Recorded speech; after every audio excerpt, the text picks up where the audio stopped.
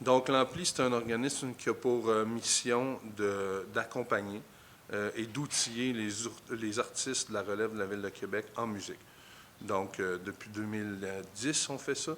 Donc, on les outille de plusieurs façons, avec l'accompagnement, avec du financement, on gère une mesure de financement, avec de la formation, avec une infrastructure où on a des studios, où on a des locaux de répétition, comme le Volet Pro, qui est notre plus connu, où on accompagne vraiment des artistes qui tendent à qu'on veut amener à être établis dans l'industrie professionnelle dans les années suivantes.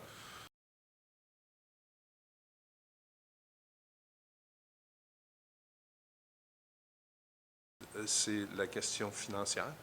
Donc forcément, avec l'arrivée du streaming puis l'arrivée de la consommation libre de musique en ligne, fait en sorte que ça a beaucoup déplacé les revenus de vente de musique. Des revenus qui étaient dirigés vers l'industrie de la musique avant, via entre autres les maisons de disques, mais qui finissaient par aboutir en partie dans les poches des artistes. Ça s'est beaucoup déplacé vers les fournisseurs de contenu. Donc, vers les fournisseurs de services, vers les grands réseaux. Et de cette tarte-là, il y a beaucoup moins qui revient maintenant, forcément, dans les poches des artistes. Ça, c'est une des grandes différences. Une autre des grandes différences, forcément, ça a été un éclatement des moyens de diffusion. Plus traditionnellement, dans les médias traditionnels, il y avait des grands canaux. Donc, l'ensemble de la population consommait une information qui était restreinte dans certains grands canaux. Maintenant, on fonctionne plus sous le modèle de tribu culturelle, si on veut. Donc, il y a eu un éclatement avec un paquet de canaux, avec un paquet de petites tribus qui consomment de manière indépendante un peu partout. Ça a l'effet que c'est quand même beaucoup plus intéressant de faire de la musique de manière indépendante parce que tu as accès à un paquet de ressources assez facilement pour te produire, diffuser ta musique. En même temps, ça fait en sorte qu'il y a peut-être une difficulté plus grande à obtenir un rayonnement, disons, d'importance.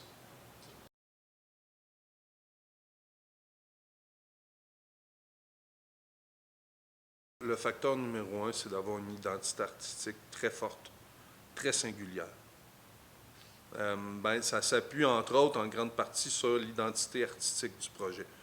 Une identité qui se démarque, qui fait que les gens ont rapidement adhéré, puis ont adhéré avec beaucoup d'émotion.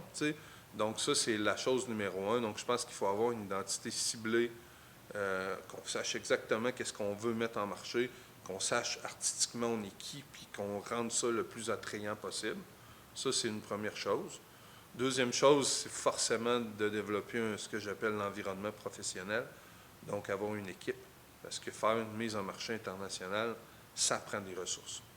Ça se fait pas, il y a une grande différence entre aller faire des shows en France puis développer une mise en marché sur le territoire français.